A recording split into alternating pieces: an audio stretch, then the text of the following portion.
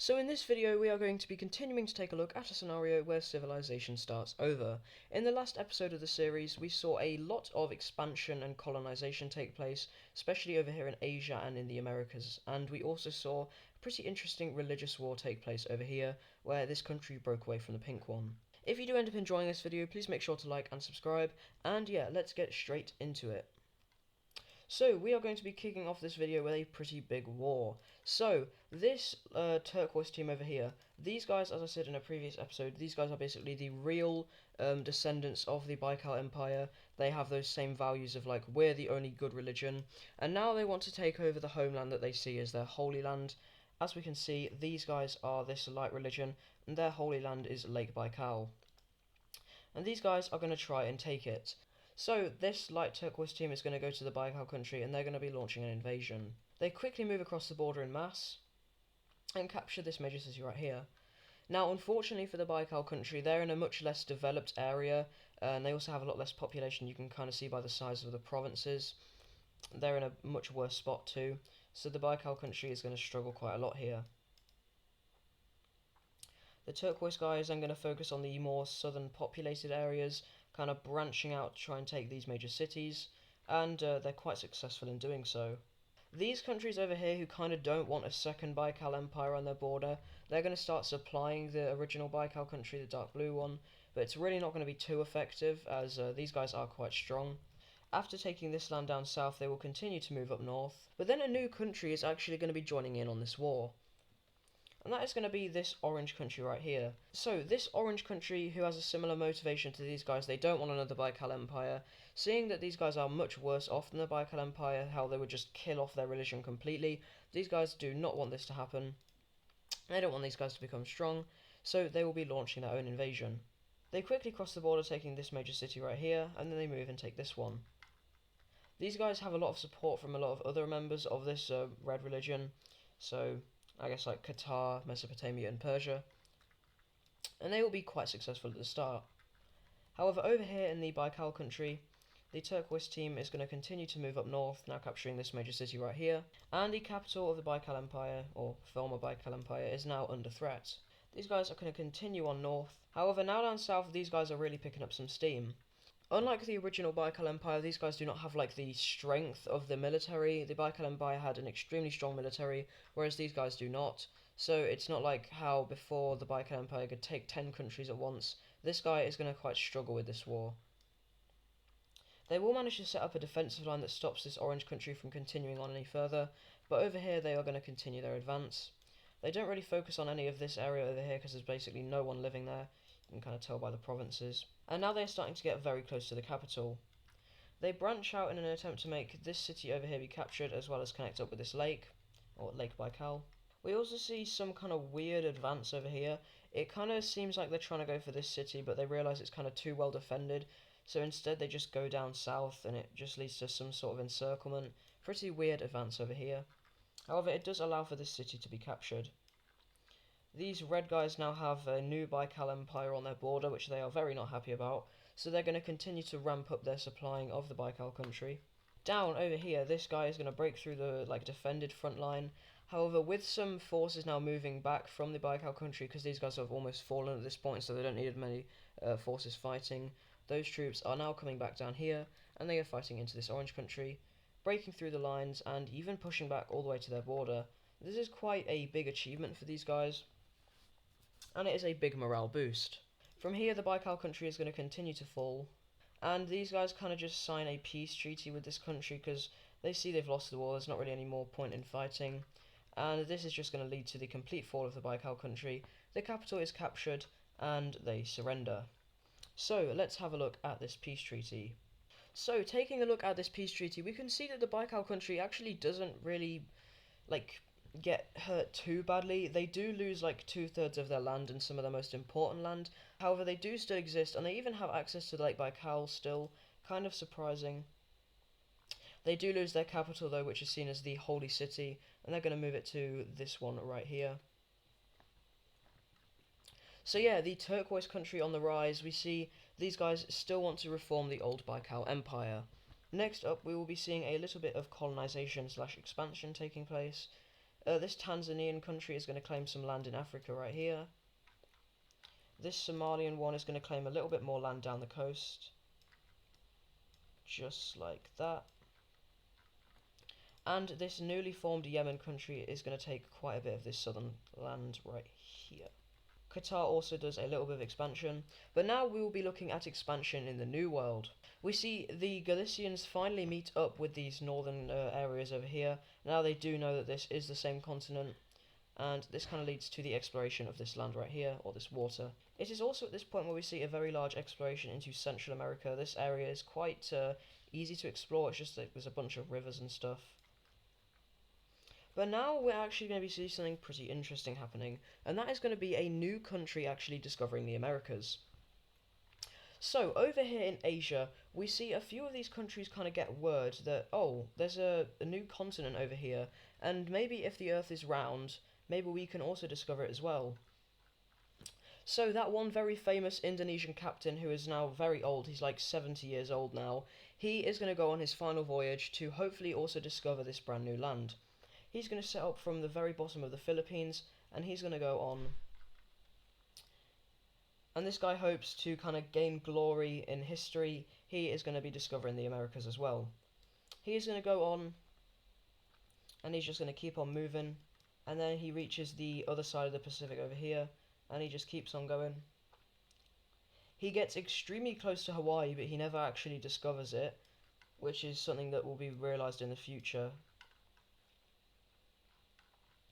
And he kind of starts to level out his path right about here, and he lands right here in the southern part of California. And he literally dies like 3 days after he lands, and he knows he'll hopefully go down in history for his discovery. So now the Indonesians also know about the Americas, and this is going to create a pretty interesting dynamic. Upon returning home, well, not the captain obviously because he's dead, but the other people who came on the mission, upon returning home, they're going to tell the Lime Team about it, and this is going to result in a colony being set up right here.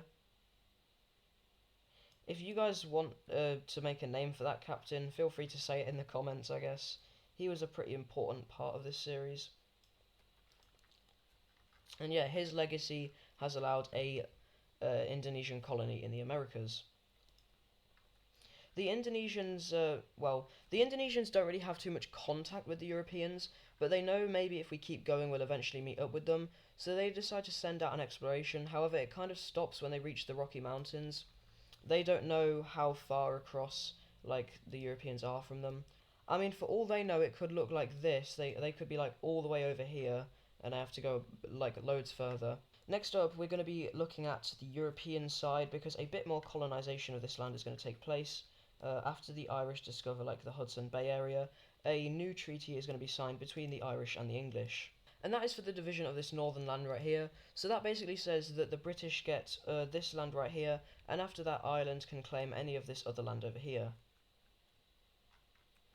I'm just going to fix this border because I actually don't really like it that much. There we go. Speaking of the English, they are going to be doing some colonization as well. They go all the way to this lake over here. Going to this country, they are going to explore over here to this Louisiana area right here, as well as taking a big chunk of this coastal land. Galicia will also continue on into Central America, now going up to this like Nicaraguan area.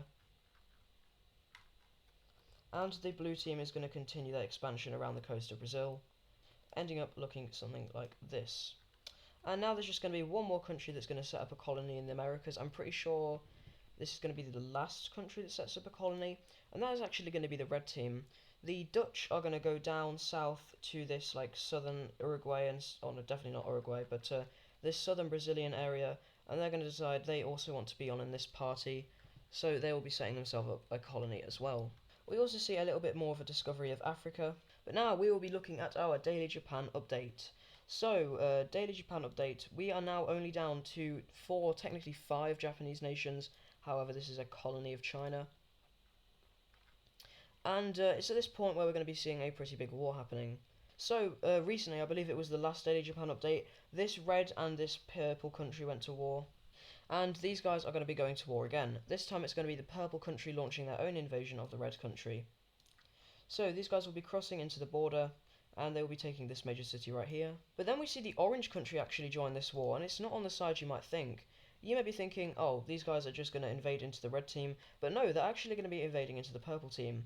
They make a surprise landing on this major city right here, and they push across the whole coast, and this like greatly hurts this advance right here.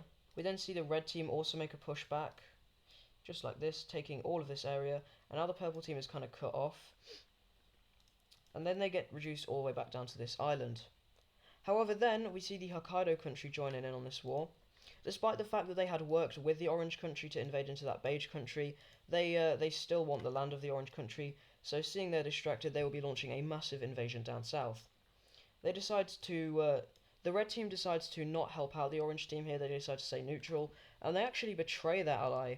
They take this land right here, and then they invade in.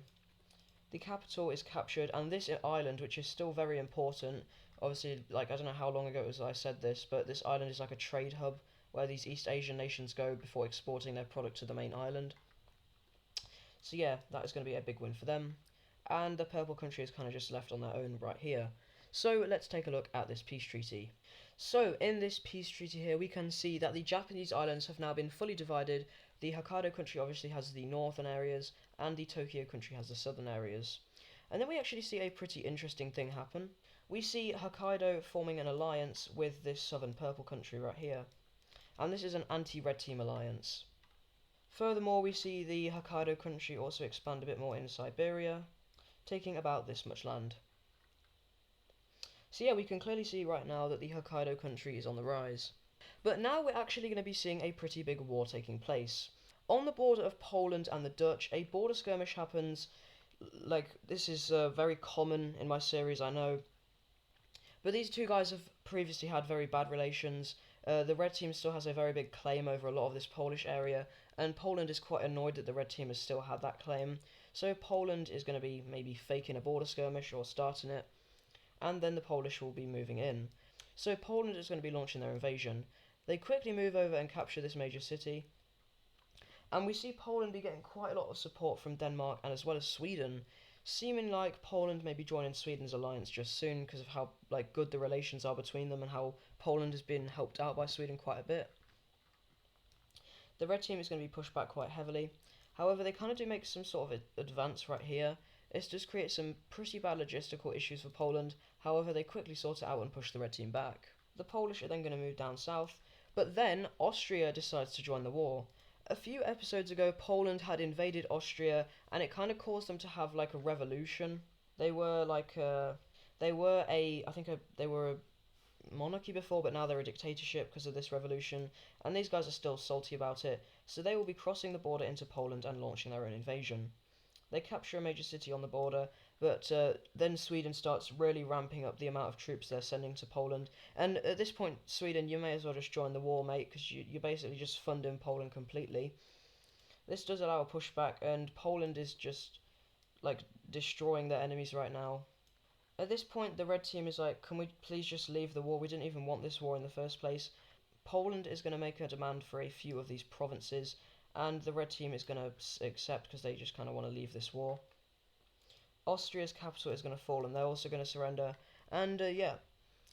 So yeah, Poland on the rise, I guess. So let's take a look at this peace treaty.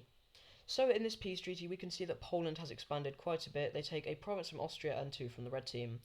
And another thing that I had kind of hinted towards happening, Poland is going to go ahead and join the Star Alliance. But moving away, and not from wars, we are going to be going over here to Asia. These two countries right here, the brown team and the light blue team, recently expanded, taking quite a bit of this Central Asian area. And now they're going to be going to war over it because, like, if you keep on going, this land just becomes very uninhabitable. And yeah, so both of these guys really want this land right here that they claimed, like, in the last episode. Taking a look at the religion map, we can see that they're both the same religion but a different branch of it, so this kind of, like, justifies it. And these guys are also a religious government, so if I can get my ideology layer up, where is it? Yeah, so these guys are a religious-based government, so they think their religion is, like, better than everyone else's. But that's not, kind of, but that's not really. But anyway, back to the point. These guys are going to be going to war.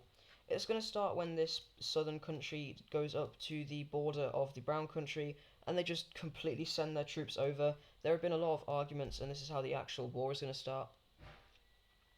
They will quickly move up towards this major city right here, and these guys are rolling, and it turns out they're doing so well because they actually have support from a different country. It's a country they're in an alliance with. It's Korea. Korea is in an alliance with these guys, and to help out their ally, they will also be invading the Beijing country. Korean forces will cross over the border, and recently Korea has had some instability issues. However, they have managed to sort it out, so now they are ready for this war. They will be quickly moving in, capturing this major city right here, and moving down south. This really helps out these light blue guys, because if they were in the war on their own against the brown country by themselves, they would probably lose. From here, Korea is going to continue to move down, now really threatening Beijing, and at this point Beijing, not even seeing a point in fighting anymore, is going to go ahead and surrender.